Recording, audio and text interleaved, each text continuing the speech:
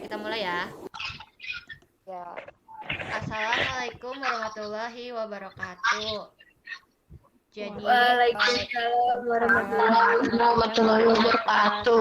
Jadi hari ini kita bakal kita dari kelompok 6 ingin mendiskusikan mengenai logistik di SIM RS Kanza. Saya Nadira Rahmanindita. Silakan perkenalkan diri. Saya Azahra. Saya Gladys Dinda. Ratu. Saya Ratulina Rustiani. Saya Malika Yasmin.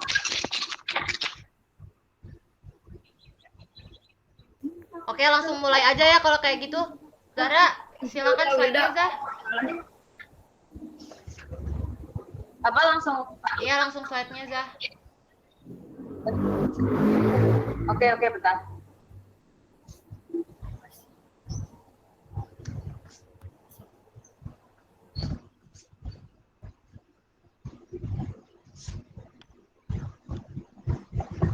Halo semua, jadi kita dari kelompok 6 ingin mendiskusikan mengenai logistik dan persediaan farmasi di rumah sakit. Next. Nah, anggota kelompok kita itu ada Azahra Putri Saditi selaku sebagai operator PowerPoint ini.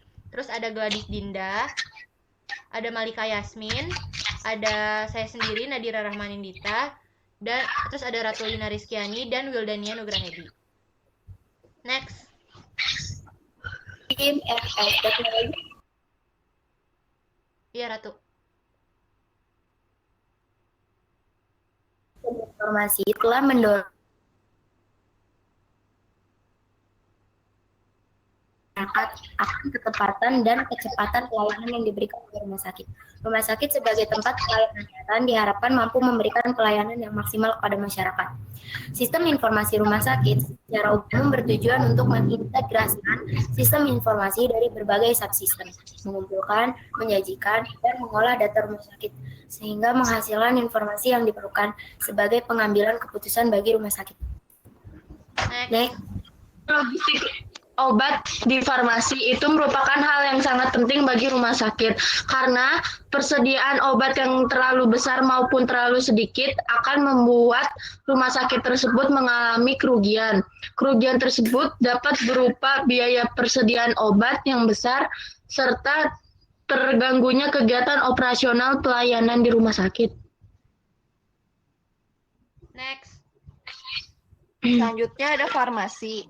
Instalasi farmasi rumah sakit memberikan pelayanan kefarmasian yang terdiri atas pelayanan paripurna berupa perencanaan, pengadaan, produksi, penyimpanan perbekalan kesehatan atau sediaan farmasi, distribusi obat, dan penggunaan obat dan pengendalian mutu. Selanjutnya ada siklus pengelolaan persediaan farmasi. Yang pertama ada perencanaan, yang kedua ada penganggaran, yang ketiga ada pengadaan, yang keempat ada penyimpanan dan penyaluran, dan terakhir pemeliharaan dan penghapusan.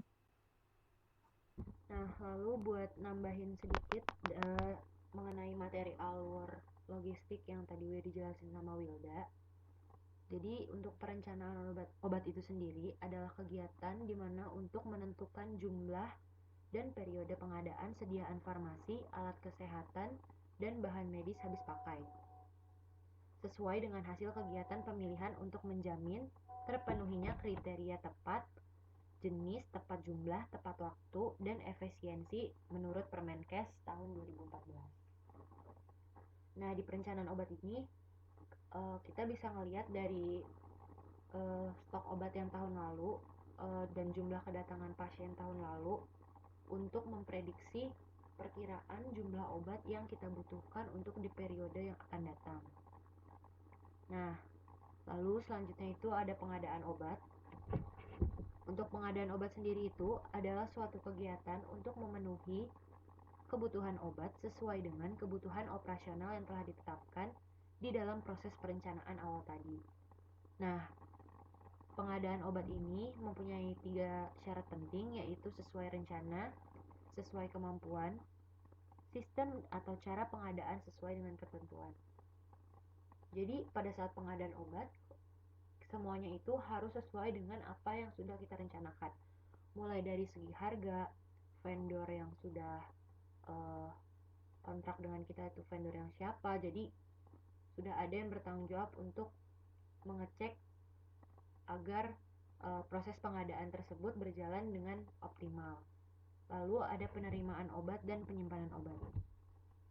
Nah, di penerimaan ini adalah kegiatan untuk menjamin kesesuaian jenis, spesifikasi, jumlah, mutu, waktu penyerahan, dan harga yang tertera pada kontrak. Jadi pada saat barang atau obat tersebut datang dari pihak vendor, maka petugas gudang yang menerima itu harus mengecek kesesuaian jenis, spesifikasi, jumlah, mutu, waktu, dan harga yang tertera dengan kontrak antara pihak pembeli dengan vendor. Itu harus sama, isinya, jumlahnya, semuanya harus sama. Lalu untuk proses penyimpanan itu setelah barang diterima di instalasi farmasi dan sebelum akan dilakukan pendistribusian ke unit-unit terkait. Nah, biasanya itu untuk penyimpanan obat itu dia ada menggunakan beberapa metode, yaitu ada 2 metode, yaitu first in first out atau FIFO, dan yang kedua first expired first out atau FEFO. Nah, untuk pendistribusian obat sendiri adalah rangkaian untuk dalam menyalurkan sediaan farmasi, alat kesehatan, barang habis pakai medis dari tempat penyimpanan sampai kepada unit pelayanan atau pasien dengan tetap menjamin mutu, stabilitas, jenis, jumlah, ketepatan waktu. Nah, di pendistribusian obat ini juga petugas harus mengecek kesesuaian jumlah obat dan jenis obat pada saat obat itu keluar dari gudang menuju farmasi dan ketika obat tersebut sampai di unit-unit yang telah dituju. Jadi itu harus sesuai jumlah dan jenisnya. Lalu untuk pemusnahan obat dilakukan apabila produk tidak memenuhi persyaratan mutu, produk telah kadaluarsa, produk tidak memenuhi syarat untuk dipergunakan dalam pelayanan kesehatan atau kepentingan ilmu pengetahuan, atau produk tersebut dicabut izin edarnya. Nah, untuk obat sendiri kan dia punya tanggal kadaluarsa dong. Masa kualitas dia tetap baik itu ada masanya. Nah, ketika obat tersebut sudah melewati tenggat waktu yang ditentukan oleh pihak vendor, maka obat tersebut harus dimusnahkan untuk menjamin mutu rumah sakit. Lalu di sini ada pencatatan dan pelaporan. Nah, pencatatan ini harus dilakukan secara tertib dan berkesinambungan. Jadi secara berkala pencatatan tersebut tuh harus dicek untuk memastikan bahwa memang jumlah yang tercatat dengan jumlah yang ada di asli tersimpan itu tetap sama. Begitu.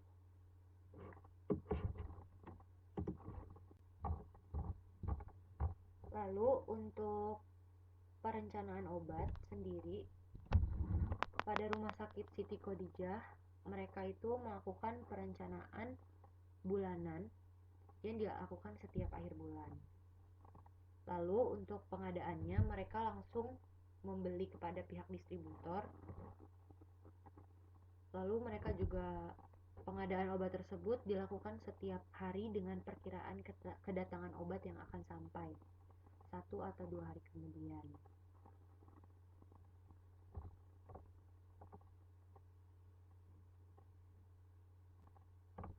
Nah, untuk penyimpanan obat itu sendiri pada rumah sakit ini tuh menggunakan metode first in first out atau FIFO dan first expired first out. Seperti yang tadi udah dijelasin, kalau first in first out itu ketika barang masuk yang pertama dan dia juga barang yang harus keluar duluan.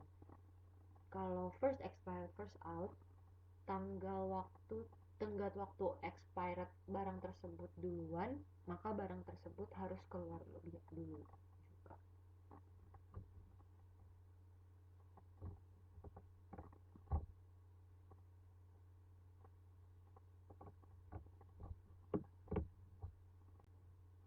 Untuk pendistribusian obat itu sendiri, mereka menggunakan prinsip FIFO atau first in first out, yang ini dimana obat yang dikeluarkan adalah obat yang pertama kali datang. Tidak ada petugas khusus dalam pendistribusian obat, melainkan para penanggung jawab tiap unit pelayanan, kamar obat, dan depo pengambilan sendiri ke ruang logistik farmasi. Selanjutnya ada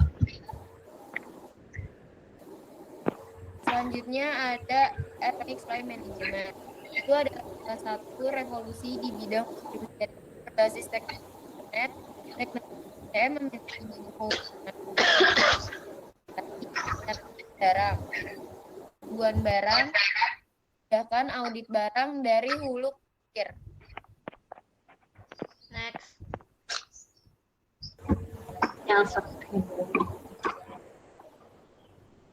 Salah satu rumah sakit yang menggunakan SIM RS adalah Pusat Kesehatan Umum PKU Muhammadiyah Serueng. Pada tahun 2012, pihak manajemen rumah sakit ingin meningkatkan status tipe rumah sakit menjadi rumah sakit publik. Walaupun pelaksanaan sistem tersebut masih baru, namun penggunaan sistem ini masih memiliki banyak kendala dan hambatan. SIM RS yang ada masih begitu sulit.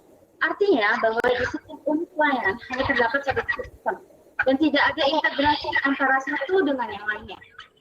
Hal inilah yang membuat RS tidak maksimal digunakan oleh pihak rumah sakit. Selain itu, pengguna yang merasa kesulitan dalam hal penggunaan sistem membuat pelaksanaan sistem ini menjadi terhambat. Kesulitan pengguna dalam menggunakan sistem informasi akan memberikan dampak kepada ketidakberhasilan penerapan dari SIM RS yang akan berpengaruh terhadap pelayanan rumah sakit kepada masyarakat. Dan berikut adalah tampilan dari menu awal SIM RS Kanza. Ya, Ratu.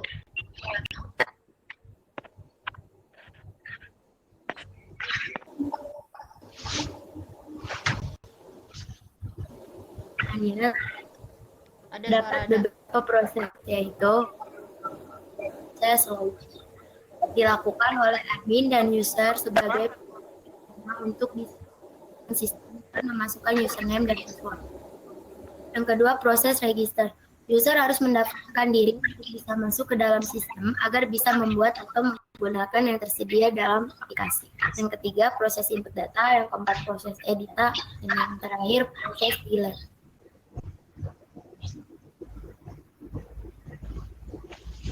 Nah, terus di sini ada software requirement specification atau SRS.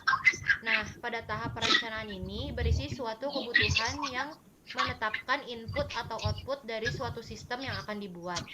Dalam sistem ini terdiri dari dua pengguna, yaitu admin yang memberikan kuasa untuk melakukan manajemen, yaitu transaksi update data obat, input pasien, user. Terus yang kedua ada user SME atau subject matter expert. User ini adalah user yang berkontribusi langsung dalam mengelola inventory atau penyimpanan. Next.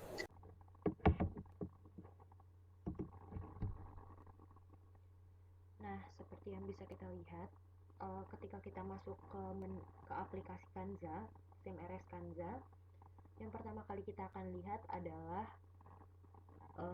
tampilan seperti ini, dimana kita diminta untuk memasukkan ID admin dan password. Nah, seperti yang tadi udah dijelasin sama teman saya Ratu, bahwa ID dan password ini didapatkan dengan cara meregistrasi, sehingga hanya orang-orang tertentu yang mempunyai password dan ID admin inilah yang bisa mengakses si aplikasi tersebut. Lalu setelah kita udah memasukkan username admin dan password, tampilannya itu akan seperti ini. Ada mulai dari informasi kamar, jadwal praktek, registrasi, buku registrasi, IGD atau UGD, tindakan rawat jalan, kamar rawat inap, jadwal operasi, permintaan lab, permintaan radiologi, DPJP ranap, tindakan ranap, operasi, rujukan keluar, rujukan masuk, terus ada beri obat, resep pulang, nomor resep, diet pasien, periksa lab. Nah, tapi yang berkaitan dengan logistik itu ada beberapa seperti di sini contohnya kategori obat, alat kesehatan dan barang habis pakai, golongan obat, alat kesehatan dan barang habis pakai, terus juga ada obat, alat kesehatan dan barang habis pakai, stok opname obat dan BPH. Nah, stok opname obat dan BPH ini adalah biasanya digunakan untuk mengecek kesesuaian jumlah obat yang sebenarnya ada di lapangan. Di gudang itu ada berapa dan yang ada di dalam aplikasi ini datanya ada berapa. Jadi dua-duanya tuh harus di cross check jumlahnya sama. Lalu ada mutasi obat dan barang habis pakai, lalu ada stok obat pasien, ada permintaan obat dan BPH. Nah, permintaan obat dan BPH ini diisi oleh unit-unit yang membutuhkan obat, permintaan obat. Nah, lalu di sini ada rekap permintaan obat dan bahan habis pakai. Nah, kan aplikasi ini itu sudah terintegrasi ke seluruh unit yang ada di rumah sakit. Sehingga ketika unit-unit tersebut melakukan permintaan obat, maka ketika kita masuk ke dalam rekapitulasi permintaan obat tersebut, tertera dari unit mana saja yang membutuhkan obat, jumlah obat yang mereka butuhkan juga berapa itu ada.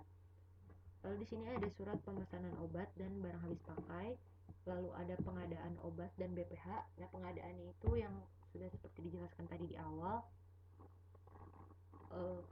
dimana di situ terjadinya proses pembelian obat. Lalu di sini ada penerimaan obat yang akan dijelaskan lebih lanjut di slide selanjutnya. Lalu ada penjualan obat dan BPH. Nah, penjualan obat dan BPH ini contohnya kayak misalnya dokter habis melakukan tindakan, lalu dia memberikan resep kepada pasiennya. Nah, ketika dokter itu menginput resep tersebut ke dalam aplikasi ini, maka karena sudah tersambung, nanti pada saat kita masuk ke dalam menu penjualan obat dan BPH, obat-obat jenis obat apa saja yang terjual itu ada. Lalu daftar resep dokter sama juga, jadi semua resep-resep dokter tuh ada di dalam situ semua. Jadi kita bisa mengetahui perkiraan obat yang sering dipakai, obat yang sering digunakan oleh dokter itu ketahuan, sehingga kita bisa memprediksi kebutuhan obat di rumah sakit kita itu untuk selanjutnya tuh seberapa banyak. Lalu ada piutang obat dan BHP, lalu ada retur ke supplier. Retur ke supplier tuh maksudnya ketika barang itu datang dan tidak sesuai, barang itu kan harus kita kembalikan kepada pihak vendor untuk diperbaiki. Jadi akan masuk ke situ datanya. Lalu ada retur dari pembeli, retur obat ranap, retur piutang pembeli, pembelian BHP UTD, keuntungan penjualan dan lain-lain. Nah, terus selanjutnya seperti yang tadi saya bilang, untuk ketika setelah kita melakukan pengadaan obat, kita pasti menerima obat dari pihak vendor. Nah, maka kita akan masuk ke dalam menu penerimaan obat dan BHP, barang habis pakai. Ketika masuk ke dalam menu tersebut, maka kita akan ditampilkan menu seperti ini. Di sini bisa dilihat ada nomor faktur. Nah, nomor faktur ini harus diisi karena ini adalah bukti bahwa barang tersebut telah kita terima, surat fakturnya. Lalu di sini ada tanggal datang, kapan obat tersebut datang, tanggal faktur itu dibuat, jatuh tempo faktur tersebut harus dibayarkan, lalu suppliernya dari mana, petugas yang menerimanya siapa, lalu lokasinya di mana. Nah, contoh pada gambar ini dia membeli amoxicillin. Nah, di sini keterangan udah ada ya, satuannya itu tablet dengan harga satuan Rp407. Ketika kita masukkan jumlah di sini 1000, maka otomatis dia akan integrasi di sini langsung masuk ke subtotalnya menjadi 407.000. Nah, terus di sini juga bisa kita lihat ada tanggal kadaluarsa dari obat-obat tersebut. Nah, terus di sini ada nomor batch. Nomor batch ini berguna banget kalau misalnya dokter ingin memberikan resep kepada pasien. Nah, ketika dia ingin menampilkan obat yang dia ingin diberikan, maka hanya akan tertera obat-obat yang ada nomor batch-nya. Nomor batch ini bisa memperlihatkan jumlah stok obat yang tersisa ada berapa, lalu juga tanggal kadaluarsa dari obat tersebut. Karena di sini biasanya kebanyakan menggunakan metode FIFO atau FEFO, first expired first out. Itu. Nah, sebenarnya dengan penggunaan SIM RS ini itu akan memudahkan sekali bagi para petugas-petugas di rumah sakit ya. Karena dengan satu aplikasi ini tuh sudah terhubung ke seluruh unit yang ada di rumah sakit, mulai dari unit keuangan, terus dari unit rawat jalan, rawat inap, farmasi, gudang. Jadi tuh ketika kita ngeklik satu, biasanya tuh langsung connect ke tempat yang lain. Jadi gitu keunggulannya. Tapi untuk kelemahannya, seperti contoh pada rumah sakit KPU di atas itu, Muhammadiyah itu, dia itu tidak berjalan dengan baik karena SIM RS yang digunakan hanya bisa digunakan di unit itu saja. Jadi setiap unit itu SIM RS-nya tidak tergabung menjadi satu. Dan itu yang akan menyulitkan karena untuk apabila seperti itu berarti kita harus cross check secara manual. Apalagi kalau misalkan untuk gudang farmasi itu akan sangat berat karena harus benar-benar melihat data satu-satu dari pihak gudang sama dari yang kenyataan ada di gudang itu gitu.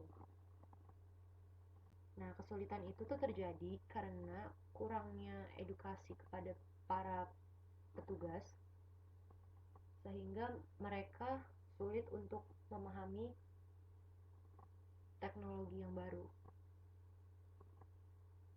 Selain kurangnya teori juga, mereka juga kurang aware terhadap perubahan baru biasanya karena agak sulit ketika biasanya kita mengerjakan sesuatu secara manual dan kita diberikan sebuah hal yang akan sebenarnya mempermudah, tetapi karena kita tidak siap, SDM di rumah sakit itu tidak siap, makanya itu bisa menjadi penghambat dari kegunaan SIM RS itu sendiri. Gitu. Sekian materinya, terus sekarang bisa dimulai diskusinya. Gimana pendapat pendapat kalian tentang SIM RS? Menurut aku mau ngasih pendapat. Tadi suaranya gedean dikit ya. Ya, aku mau ngasih pendapat dong. Jadi menurut aku kalau RS itu kayaknya lebih kurang dari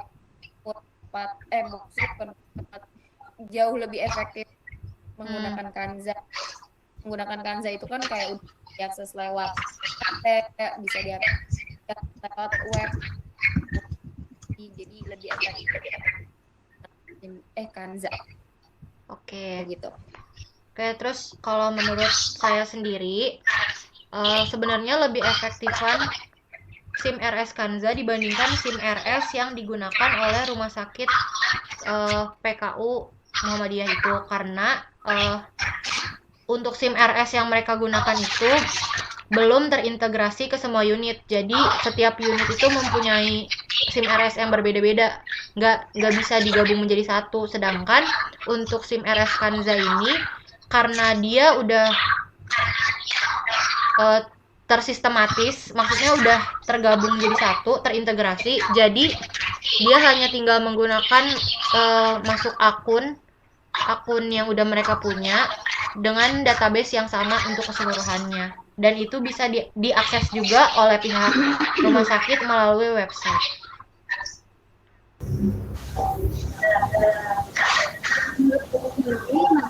Zara, suaranya gedein ya. Penggunaan SIM RS merupakan cara yang tepat untuk menolong para rumah sakit yang saat ini sedang kesulitan untuk memasukkan data dan bagaimana macamnya. Terutama dengan saat ini banyak banget pasien corona yang bakalan masuk ke rumah sakit, dan di situ pasti penggunaan SIM RS ini akan sangat membantu untuk pendataan barang-barang yang dibutuhkan, dari misalnya obat-obatan dan data-data pasien. Dan dengan penggunaan itu semua pasti para pengguna dapat terdata secara utuh dan masuk, sehingga lebih efektif dan efisien dalam pelaksanaannya. Oke. Kalau menurut saya, jadi kalau SIM RS di PKU Muhammadiyah itu dia beberapa aspek masih dinilai belum cukup baik. Sedangkan untuk aspek servisnya itu dia sudah dinilai cukup dinilai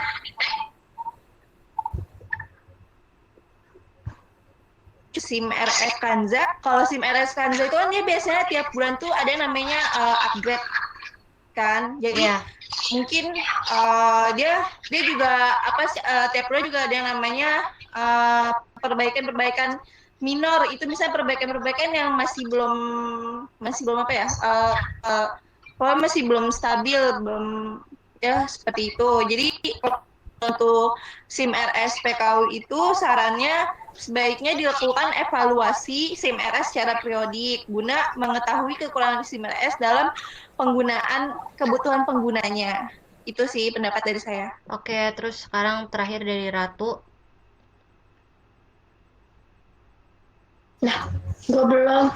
Oh iya, Yasmin. Maaf ya. Ya, menurut saya SIM RS PKU dan SIM RS Kanza lebih SIM RS Kanza sih, karena SIM RS Kanza itu udah melalui waktu yang begitu panjang dalam pengembangannya, dan juga telah diakui oleh BPJS, Kementerian Kesehatan, sebagai sistem informasi manajemen rumah sakit yang memang sudah memenuhi ketentuan yang berlaku dari Kementerian Kesehatan dan BPJS Kesehatan. Selanjutnya pendapat Yasmin. Kalau menurut saya lebih efektifan yang SIM RS Kanza daripada SIM RS PKU, karena kayak Kanza sendiri kayaknya udah lama ya aplikasinya, terus udah diakui oleh BPJS Kesehatan juga. Oke, Sama. iya. Jadi